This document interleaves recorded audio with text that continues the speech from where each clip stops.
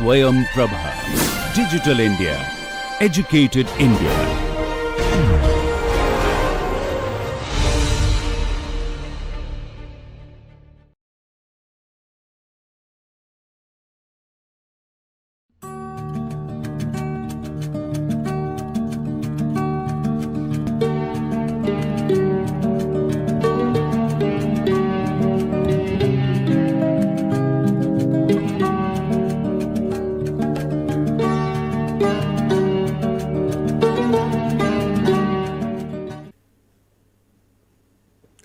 We continue our discussion on basics of turbulence modeling in this lecture.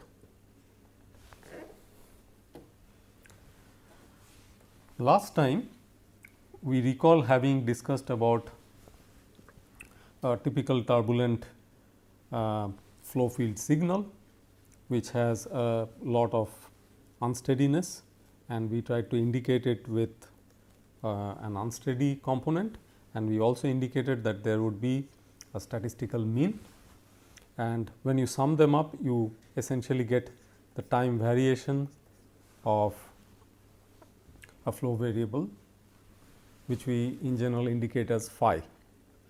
So, the time averaging gave us the mean value, and then we saw that the time average of the fluctuation went to 0. We would like to emphasize at this point that we are essentially discussing turbulence modeling from the perspective of incompressible flows, and as long as we do that, this is the way we do the averaging process. However, if you were to discuss about compressible turbulence modeling, where density fluctuations are also very important to be accounted for, then we talk about favor averaging, which is essentially taking care of the density variations. So, a favor averaged quantity would be indicated like this with a tilde. So, that is essentially 1 by the Reynolds average density times the time integration of density times the variable f integrated over that time interval. So, that is what gives you a favor averaging of the variable f. So, we wanted to refer to this briefly, so that if you are talking about turbulence modeling in the context of compressible flows, this is how you would actually have to pursue the averaging process. However, in our lectures here we are going to focus on incompressible flows. In the previous lecture we also discussed quite a bit about the statistical measures of a typical turbulent flow field. So, we are going to just recall on what all we tried to cover at that time. So, we talked about the time averaging of the variable phi and different measures of the spread of the fluctuations phi dash in the form of variance and root mean square quantities. We also talked about moments of different fluctuating variables, and then we talked about the correlation functions both in time and space in the form of autocorrelation and cross correlation. So, we said that there is going to be a strong correlation between fluctuations if we are talking about very close vicinity points in the form of spatial distancing or even in the form of temporal distancing. Now, today we begin our discussion with another few very important aspects of turbulence. We were talking about large scale and small scale vortex structures, which are often referred as eddies, and very important concept of the energy spectrum. And then we would also have a brief look at effect of the turbulent fluctuations on properties of the mean flow. So, let us briefly discuss about the eddy concept and how it is significant in the study of turbulent flows. So, when you talk about the large ones, you would like to define a characteristic velocity associated with the large ones,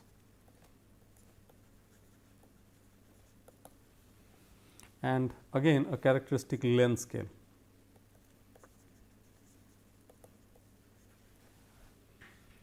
And the characteristic velocity would be of the same order of the velocity scale of the flow problem itself, and the characteristic length scale of the larger eddies they would be of the same order as the length scale of the mean flow field, which means that if you define a Reynolds number associated with these large eddies with a subscript L standing for the large eddies,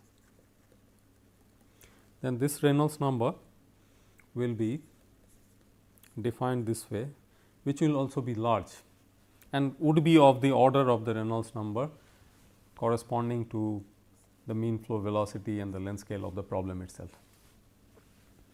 However, there could be a Reynolds number of a very different order if you go to the small scales.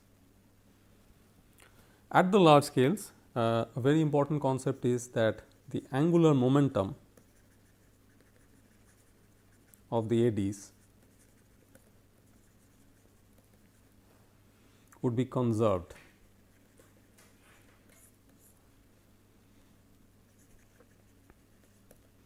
During the vortex stretching.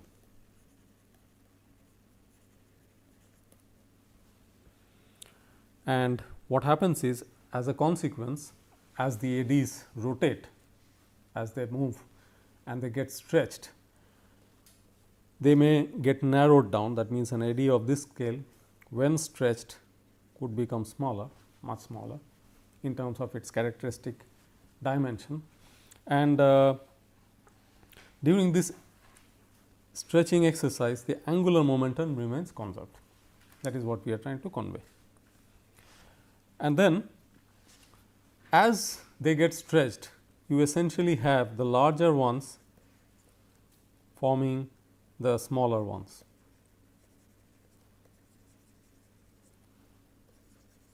This is how the length scales would undergo transformation. Again, as the lengths get smaller due to this exercise, also energy percolates from the larger ones into the smaller ones. And what essentially happens is that there is a closer connection of the mean flow with the larger eddies, because the larger eddies trap energy from the mean flow in order to undergo the stretching exercise, and lot of the energy percolates to the smaller eddies, but the smaller eddies are more closely connected with the larger ones rather than directly to the mean flow. Now, this energy transfer happens through a so called energy cascade. So, this transmission from the larger to the smaller scales happen through an energy cascade, and if you were to look for a diagrammatical representation of that, then what you have is the so called energy spectra.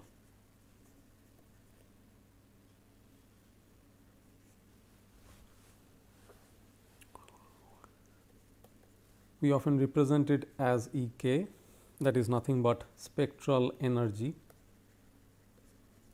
and the dimension happens to be meter cube per second square, and we essentially have a log scale here.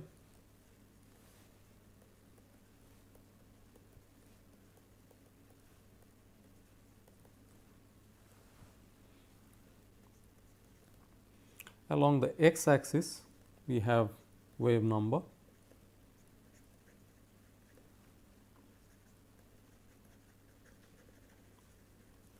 the dimension of which is per meter, and a formal definition of spectral energy would be as follows. It is associated with the kinetic energy. So, it is kinetic energy per unit mass and per unit wavelength of fluctuations around the wave number which we indicate as k. So, that is how it is defined. So, E k, if you are interested to know it dimensionally, so this is indicated by k. So, it would be like V square by k. So, dimensionally you can look at it this way. So, that is what gives you a dimension of meter cube per second square. Now, having said that, the nature of the curve would be somewhat like this, where if you try to find out the slope, you will find that it conforms closely to minus 5 by 3. As far as the smallest eddies are concerned, we have a Reynolds number associated with them also. So, we have a small v indicating the velocities associated with the small eddies, and eta indicating the length scale, which gives you a small eddy Reynolds number. And the smallest eddies are dominated by viscous effects, and there is energy dissipation as a consequence at these scales.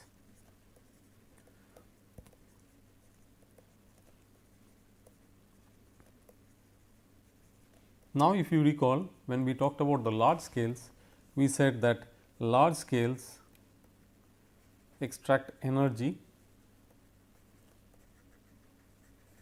from mean flow, and not only that, they primarily function through inviscid mechanisms because of the large Reynolds numbers associated with them. So, viscous dissipation is not an issue at those scales. So, dissipation is negligible. That is how energy is adequately supplied into the energy cascade at those scales. It is not dissipated at those scales, it moves down the line into moderately large eddies, smaller eddies and the smallest eddies, and the dissipation essentially happens at the smallest eddies.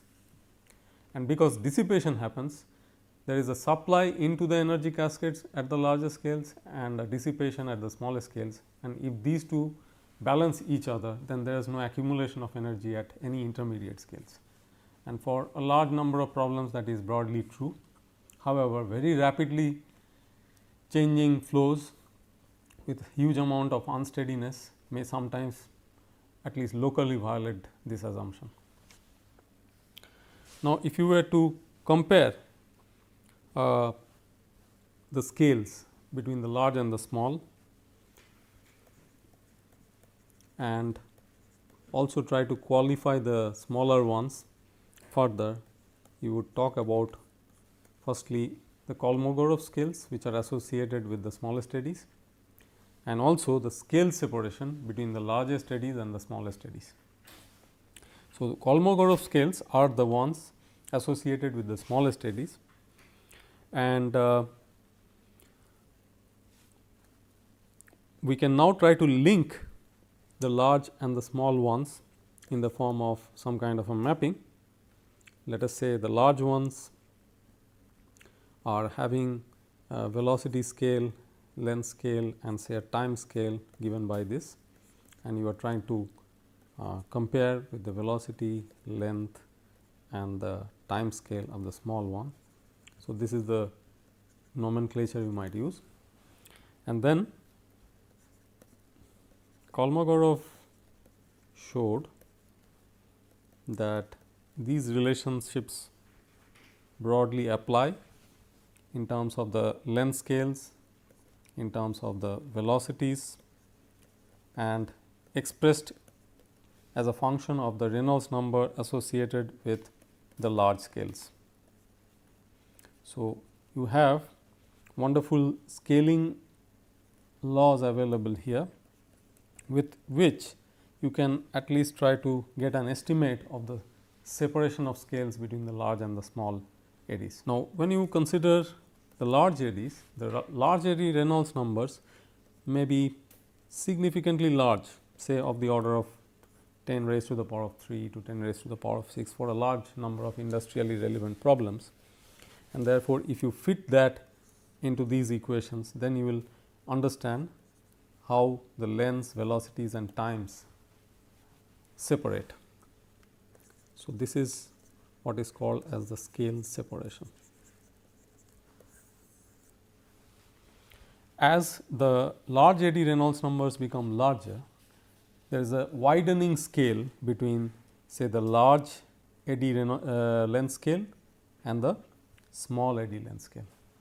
There is a wider gap in dimensions.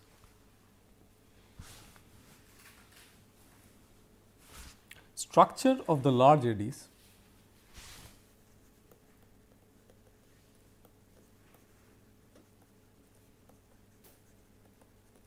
is highly directional. This is what we call as non-isotropic. That means, if you look at different directions standing at a certain point in turbulent flow and you are looking at the largest eddies, then you will find that their structures have very rapid variations as you move along different directions. That is what is meant by non-isotropic. While the smaller eddies have virtually no directionality. This is what is called as isotropic.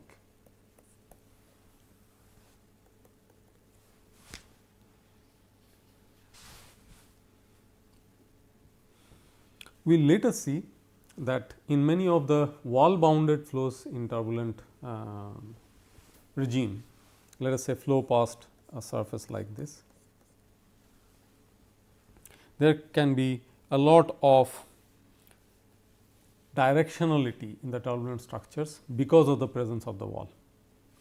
So, that means the flow structures as you approach the wall can become increasingly non-isotropic, while as you move away from the wall they may be becoming increasingly isotropic. So, the behavior of these eddy structures, not only in terms of their scales, but also whether they will behave in an isotropic or non-isotropic nature, depends on the boundaries of the flow and the flow configuration. Before we end our discussion on the larger, smaller eddies and energy spectra, we just try to have a perspective in terms of how the energy spectra scales in the different regimes.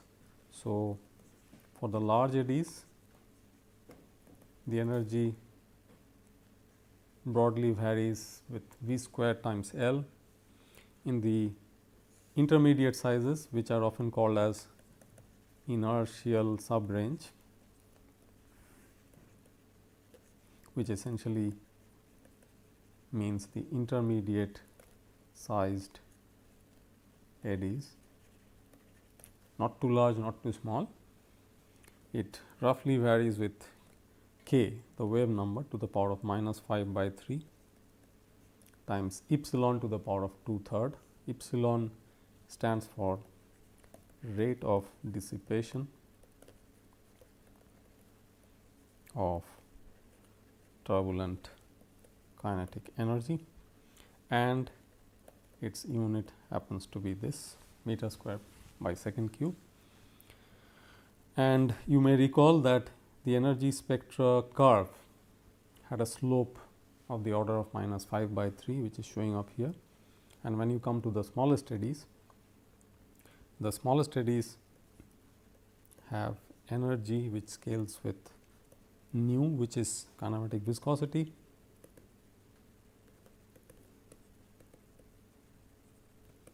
and again epsilon, which is the dissipation.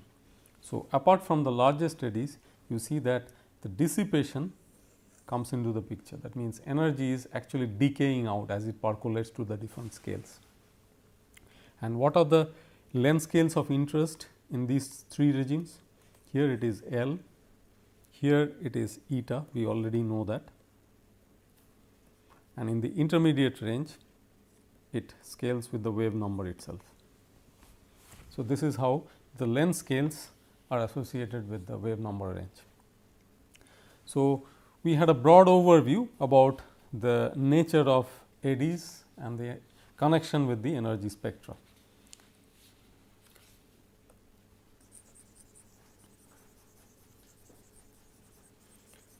Another very important aspect is the effect of turbulent fluctuations on properties of the mean flow. So, if you try to understand what this means, so in a turbulent flow, we already briefly discussed that there needs to be some shear in the flow in order to sustain turbulence. So, shear has to be present in the mean flow. What does it mean? That here, for example, as you move in this direction, if you call it y, then this u component of velocity is a function of y. If you calculate du dy, it is not equal to 0. That means the flow has shear, unlike a flow like this, which has a constant value. This has no shear. Why? Because as we know that shear stress is proportional to this velocity gradient. Now, if you pick up a small element of fluid in that region and try to understand what is going on, keeping in mind that this is a turbulent flow field,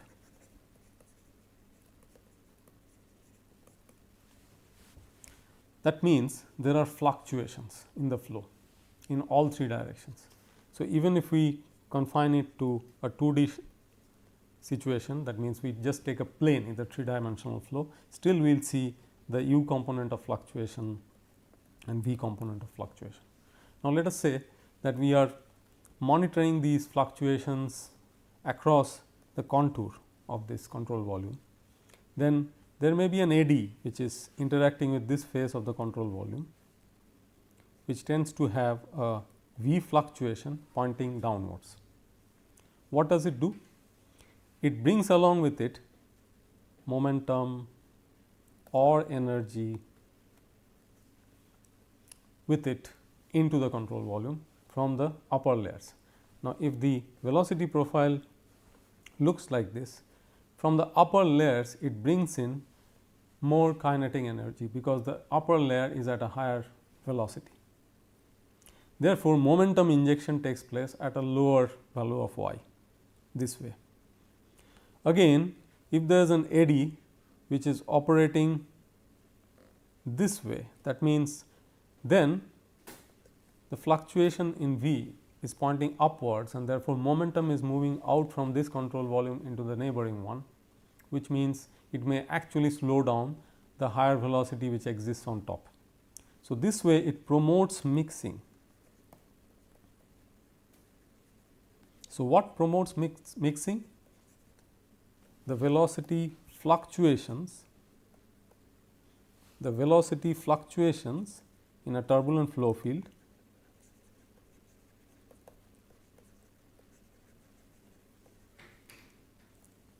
promotes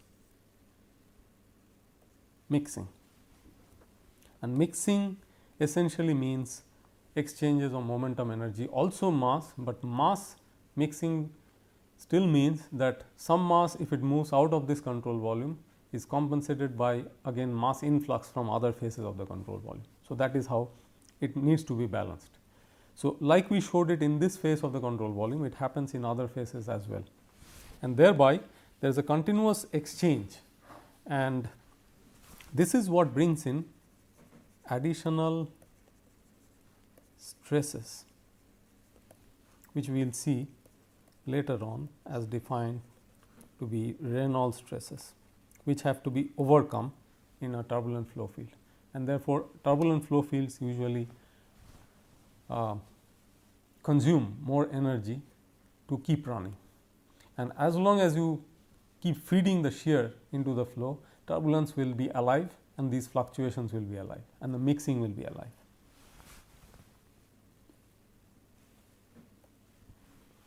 So, this is how the turbulent fluctuations affect the properties of the mean flow, and therefore, in mean flow in whatever manner it begins may actually get modified as turbulent fluctuations keep interacting and then take it to a different equilibrium.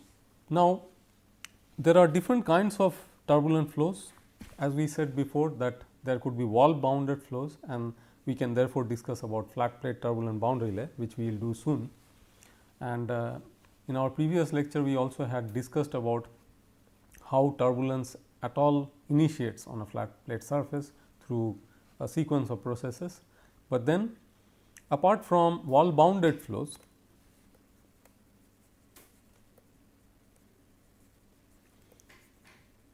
you can also have flows which are essentially free turbulent flows. So, let us spend a little bit of time on that category where we can call them as free turbulent flows. We will spend a few minutes on them just to do a brief survey before we come back to the flat plate problem. So,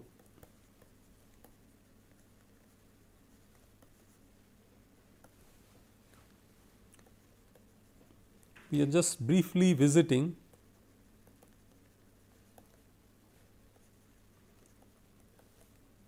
three kinds of free turbulent flows, that means ones which are not influenced by walls or boundaries.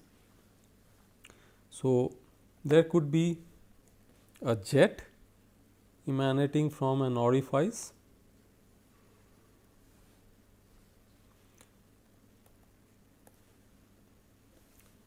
so this should have been jet, the first one.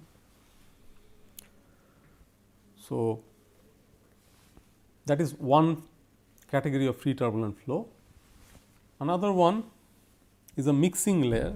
Let us say you have a surface like this and velocities approaching from two sides of the surface which have a jump would lead to a formation of a mixing layer across which the velocity changes like this.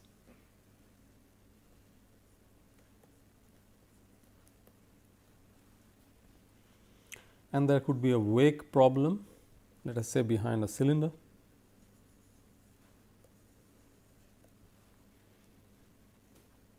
And as we know that there is a momentum deficit,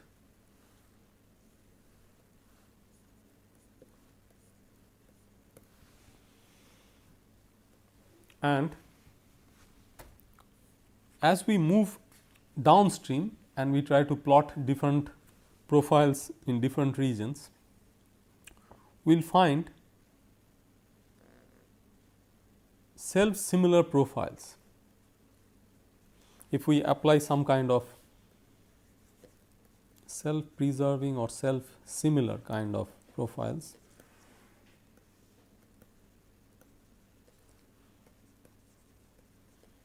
velocity profiles, if we apply certain suitable scalings.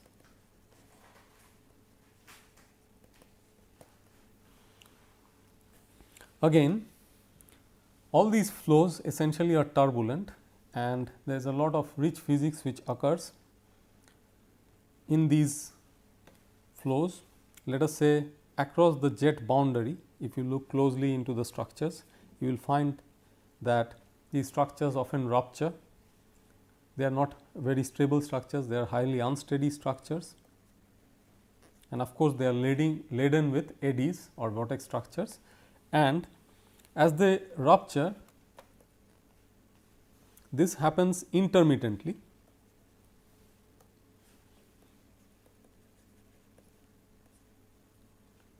So, there is an intermittency associated with this turbulent activity in the outer region of the jet, and with this intermittent bursts, there is also a phenomena which is called as entrainment, which occurs simultaneously. So,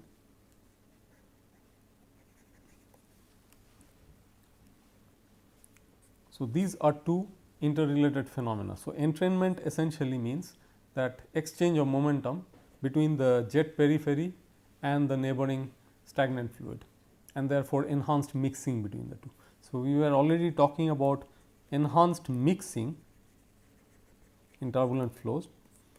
So, these are also instances where enhanced mixing occurs. And when you look at wall bounded flows, flat plate boundary layer problem is a very standard one to discuss about. And when you discuss that, you will find that the boundary layer can essentially be divided into a few sub regions with different kinds of properties. So, here when we deal with the near wall region, there is a so called law of the wall, which is shown through dimensional analysis, that there is a non-dimensional velocity and a non-dimensional distance given by u plus and y plus. So, the non-dimensional velocity is a function of the non-dimensional distance, and they are connected through a so called friction velocity, which is called as u tau, which is defined according to an expression given here, which is under root of the shear stress at the wall divided by the density. So, in the next lecture, we will discuss more about these different sub regions of the turbulent boundary layer on a flat plate. Thank you.